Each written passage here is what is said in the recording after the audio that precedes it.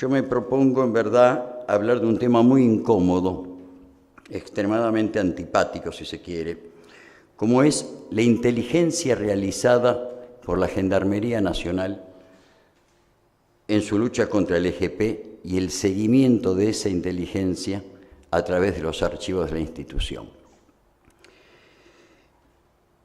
Inteligencia y archivística que no solo incluye el breve tiempo de operaciones del EGP, sino la parte previa y posterior al desbaratamiento de la intentona guerrillera, y que llega hasta las búsquedas de los restos de Massetti y de Altamira, los dos compañeros desaparecidos del EGP, y de otros compañeros que fallecieron en la intentona y cuyos restos quedaron en el monte.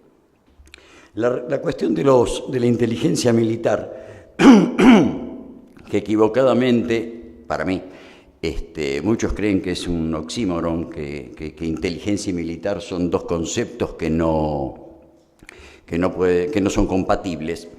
Yo creo que todo lo contrario. La cuestión reviste importancia por múltiples razones, pero yo me apresuro a señalar dos. En primer lugar, los registros gendarmes nos suman a la historia del EGP una innumerable cantidad de elementos que si no, no los tendríamos, que por diversas causas no llegaron por otras fuentes, sí por las fuentes gendarmes. Por ejemplo, debemos a los archivos gendarmes un registro fotográfico de época de la campaña de represión inmensa, enorme, una enorme cantidad de fotografías que a su vez nos suman un conocimiento topográfico de la zona de operaciones en la época, que si no, no lo tendríamos. Los equipos y las armas, las insignias y uniformes que los identificaba, e inclusive una serie de documentos propios del EGP, que si no, no los tendríamos. Por caso, el diario de Hermes Peña, por caso, el reglamento interno del EGP, y los únicos 4 volantes que se dispusieron a repartir que los gendarmes supieron guardar. Lamentablemente, una enorme cantidad de materiales, documentos, cartas, fotografías que tenían las redes urbanas del EGP, hasta el momento se han perdido. Digo hasta el momento porque esto es una historia aparte. Habían sido depositadas, hasta donde pudimos descubrir, en la caja de seguridad de un banco. Había 2 compañeros del EGP que tenían la titularidad de dicha caja de seguridad.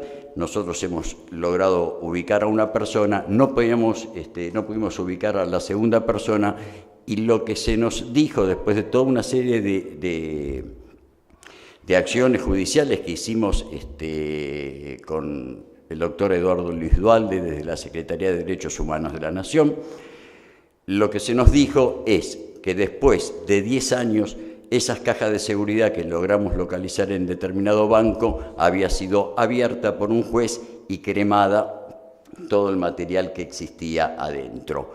Siempre tuvimos la certeza de que si era después de 10 años, estamos en el año ya 74, 75 o 76, difícilmente un juez, al encontrar esos documentos, esas fotografías e incluso dinero, difícilmente hubiese sido cremado. Sospechamos, es lo que alentamos, que eso sigue existiendo en algún registro policial o de las Fuerzas Armadas y de Seguridad, y seguiremos haciendo intentonas para ver si logramos dar con esos materiales.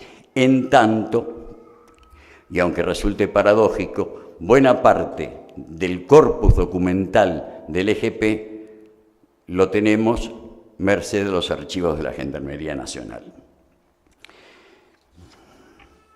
En segundo término, la importancia de la inteligencia militar y de la archivística de la Gendarmería nos aportan una enorme cantidad de elementos que echan luz sobre la operatividad de las Fuerzas Armadas y de Seguridad en otras instancias represivas anteriores al EGP y de los años 60 y 70, dando cuenta de un accionar represivo fuertemente instalado en toda la estructura del Estado, que se fue especializando y jerarquizando doctrinaria y técnicamente.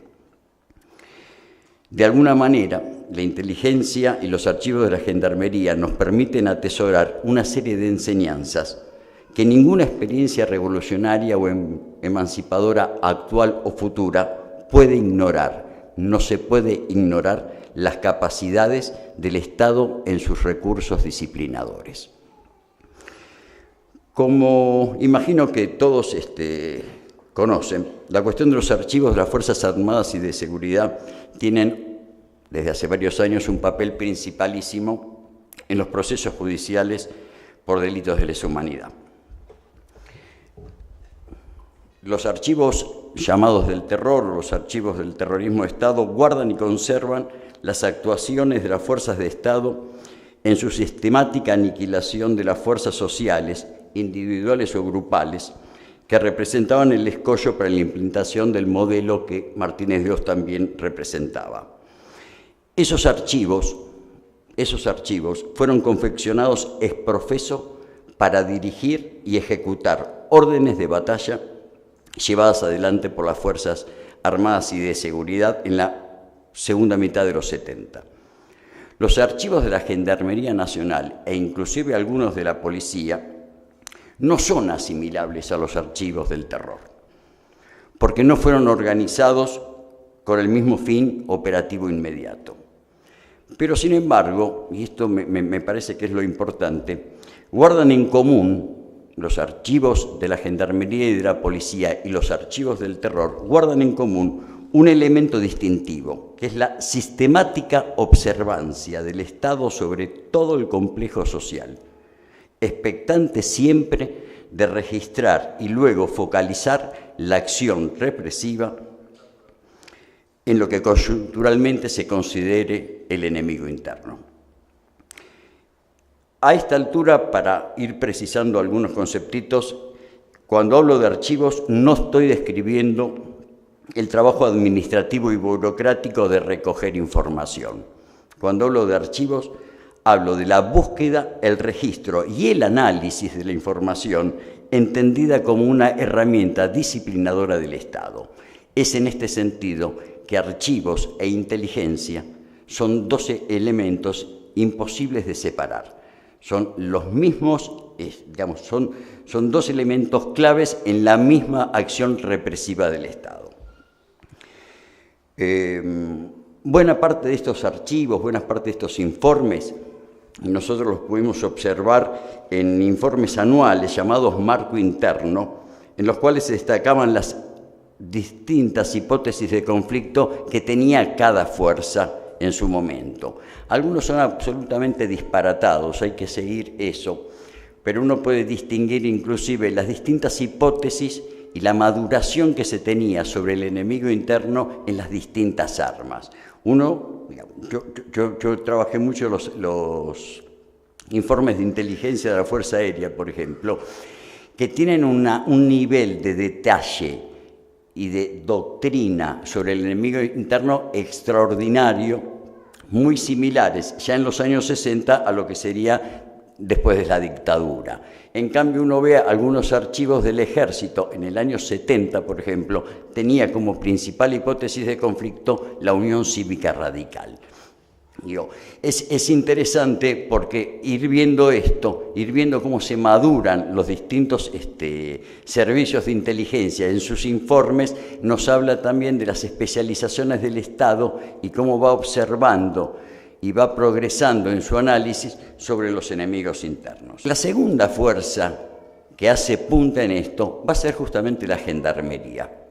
Es interesante que la protogendarmería, estamos hablando de la década del 30, y después la Gendarmería Nacional, va a tener un seguimiento en fichas, relatos, informes de buchones. En la década del 30 y el 40, por ejemplo, en el territorio nacional del Chaco, tratando de desbaratar unas intentonas guerrilleras, las primeras que se conocen en la Argentina, en el Chaco, achacadas, y con razón, al Partido Comunista. Ya en esa época, la protogendarmería tenía una muy específica función de inteligencia. Durante la Guerra Fría, la Conferencia de Ejércitos Americanos que se realiza en Caracas en 1957 va a dejar como nuevo paradigma, como nueva hipótesis de conflicto, la lucha contra el comunismo. Argentina va a adherir fervientemente a esa conferencia y desde entonces va a quedar como el paradigma interno en nuestras Fuerzas Armadas y de Seguridad la lucha contra el comunismo como el nuevo enemigo interno. Cuando triunfa la Revolución Cubana y cuando inmediatamente en los años siguientes aproximadamente una docena de guerrillas van a pulular por casi toda América Latina, el alerta roja se prende como nunca antes en las clases dirigentes y comienza una sistemática función de vigilancia sobre todo el cuerpo social. Es interesante porque en esa época misma cambia hasta semánticamente la idea de información. Si antes teníamos servicios de información en casi todas las fuerzas, a partir de ahora va a haber servicios de inteligencia, entendido siempre como la lectura y el análisis de la información sobre esas actividades.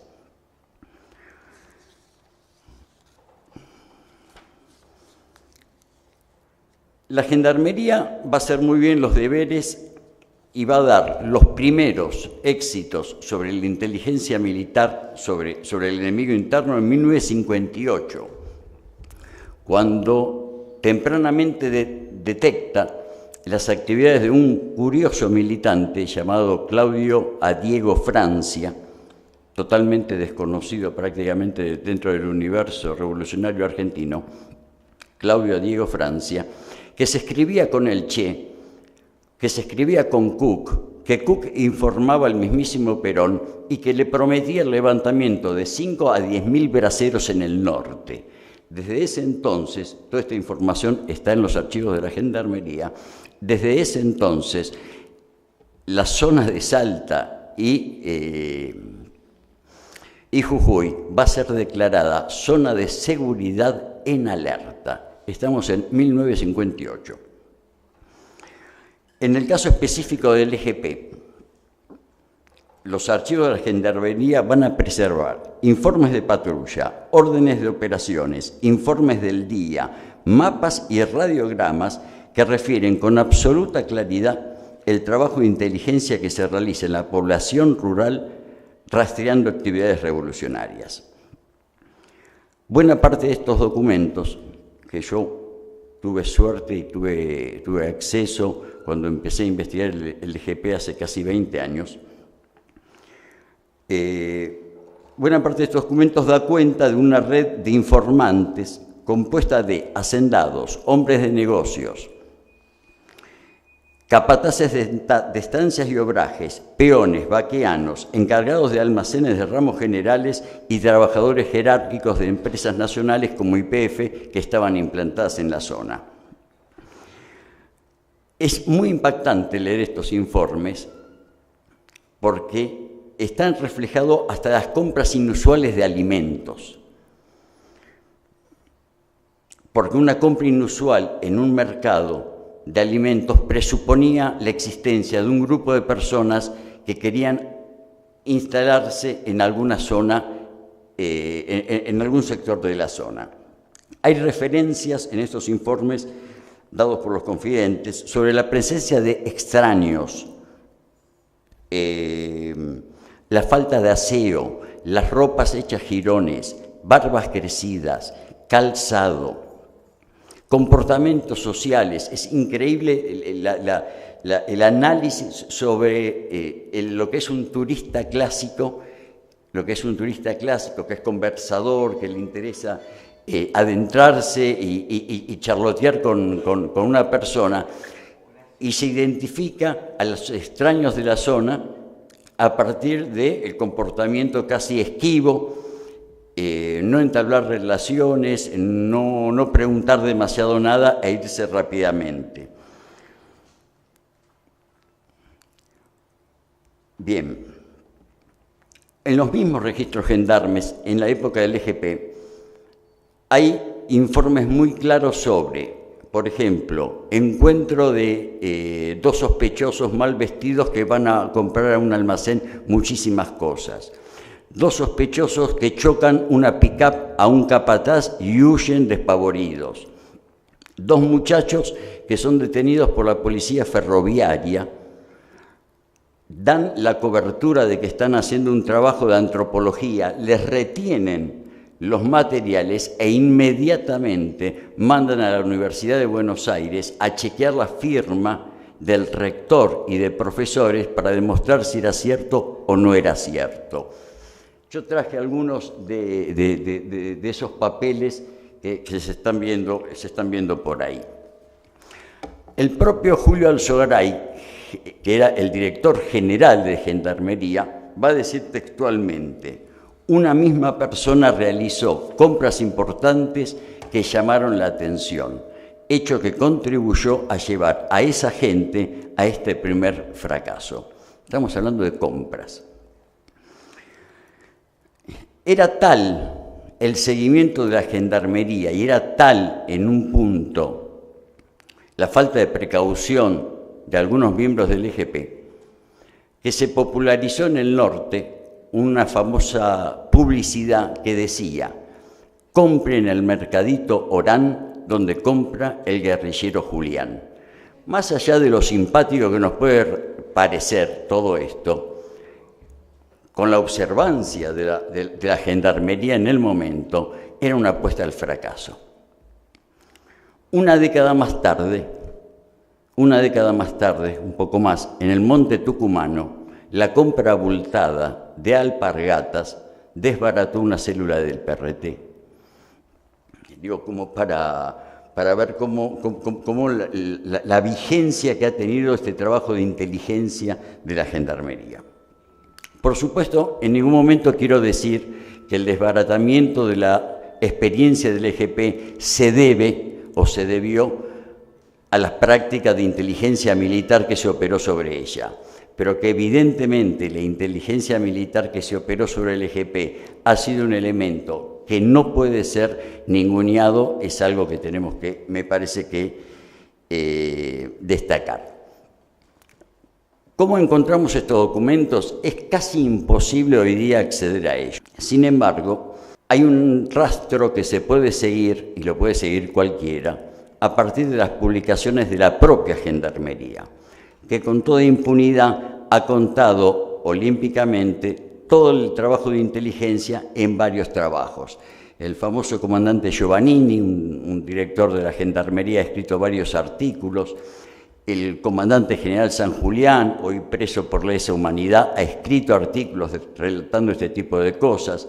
Han salido 2 tomos llamados Centinela de la Gendarmería Nacional, donde se cuenta absolutamente todo esto. Y para colmo, la propia Gendarmería edita un libro que yo tuve la suerte de encontrar, que se llama Operación Santa Rosa, que es que no se nota demasiado porque realmente está muy destruidito el original, pero en algún lado de ahí, que casi no se lee, dice SIG, Servicio de Inteligencia de la Gendarmería. En donde está todo esto, absolutamente todo. Radiogramas posteriores del año 66, 65, 68 dan cuenta de otras presencias de extraños, que después nos vamos a referir a qué se trata. ¿Qué quiero concluir con todo esto? Que sin saberlo, la gente del EGP se encontró con una fuerza absolutamente preparada, doctrinaria y técnicamente para enfrentarlo. La Gendarmería no creyó encontrarse con un grupo de contrabandistas de frontera y en la mitad de camino se dio cuenta que eran guerrilleros. Siempre supo que eran guerrilleros, fue armando el cerco y cuando el cerco fue cerrado comenzaron las patrullas.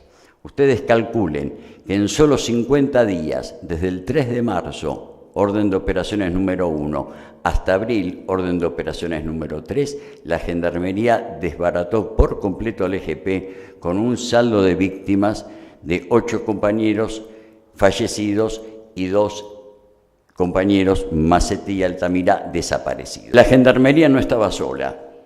Había 2 infiltrados de la Policía Federal, que demuestra hasta dónde también el Estado seguía de cerca todo lo que era actividades revolucionarias. Campos y Fernández, 2 sujetos siniestros que habían sido infiltrados por la policía, primero en el Partido Comunista, del Partido Comunista en una ruptura a los círculos Recabarren, que era un sector de izquierda que rompe con el PC, y dentro de los círculos Recabarren con el sector que rompe pro-cubano y que lanzan a la guerrilla. Estos 2 infiltrados suben, van a ser de los últimos que suben al monte, y por su lado, al margen de la propia Gendarmería, van a intervenir desbaratando una de las primeras columnas del EGP, haciendo un incidente, hiriendo a Diego Magliano en una pierna, y finalmente provocando un desbande que va a terminar siendo todos los compañeros apresados por la Gendarmería. Estos registros también nos dan cuenta de las búsquedas que se realizaron sobre Macetti y Altamira y de los restos de otros compañeros que quedaron en el monte. Estando revisando materiales, nosotros podemos hablar básicamente de 3 tipos de búsquedas que hubo de Macetti y Altamira. La que realiza la propia Gendarmería en el año, por lo menos hasta donde conocemos, hasta el año 64, agosto del 64, las búsquedas que realizan los compañeros de las redes urbanas del EGP, y muy particularmente los cubanos se preocuparon especialmente en que estas búsquedas se realicen, inclusive fueron estafados. Un grupo de argentinos solicitó $50.000 a los cubanos y terminaron poniendo una granja de pollos, como confiaba un hombre de inteligencia de los cubanos, Ulises Estrada, siendo los que más trabajaron para esto John William Cook y Alicia Guren, mandando gente al monte a ver si podían encontrar o rastrear algún caso. En el 2005, para enganchar ya con la experiencia de Moisés, por un pedido primero de Teresita Peña, hija de Hermes, para la búsqueda de los restos de su padre, tuve la suerte de ser convocado para esa investigación y esa expedición. Realizamos una investigación con los cubanos que resultó absolutamente exitosa. Los restos de Hermes Peña fueron recuperados. Es una historia fascinante que en otro momento podemos profundizar antes que me mate la gente de la mesa. Y por un pedido de la familia de Macetti, de Graciela particularmente, también iniciamos la primera búsqueda en el monte de los restos de Segundo y de Altamira.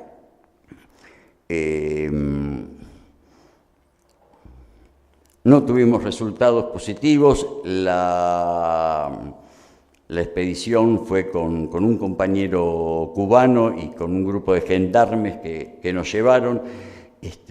Subimos hasta 3.100 metros de altura, cruzamos ríos, fue una expedición realmente de locos, bajo las peores condiciones climáticas. Nosotros, salvo los gendarmes, el cubano y yo estábamos tal cual como estoy yo en este momento, salvo con una camperita con 7 grados bajo cero, estuvimos al borde de la hipotermia, fue un auténtico desastre. Durante una semana hemos recorrido casi toda la zona de actuación del EGP, desde 3000 para abajo.